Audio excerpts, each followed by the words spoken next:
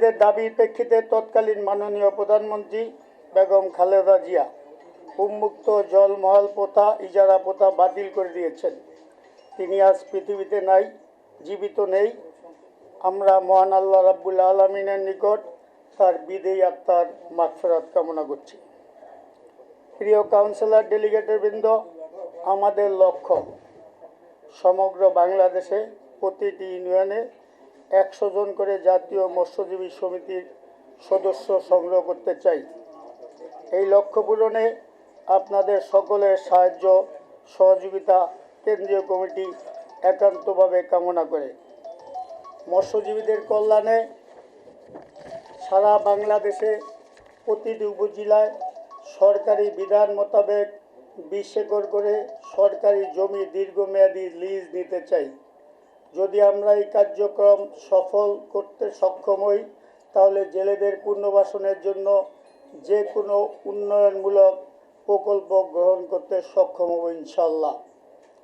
সরকার জাতীয় মৎস্যজীবীকে অন্তর্ভুক্ত করে সমগ্র বাংলাদেশে মৎস্যজীবীদের মাঝে সকল ধরনের উপকরণ বন্টনের জন্য পরিপত্র জারি করেছেন, কিন্তু আমরা লক্ষ্য করছি অনেক ক্ষেত্রে সরকারি কর্মকর্তারা তা মান্য করছেন না।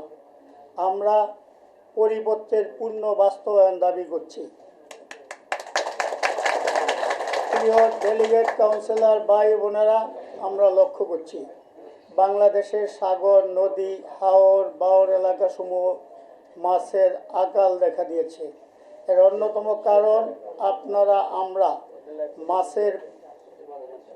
মাছের পোনা সামগ্রিক লাভ ও লোভের বশবর্তী হয়ে ধ্বংস করে দিচ্ছি, যার কারণে সারা বছর জেলেরা নদীতে মাছ পায় না।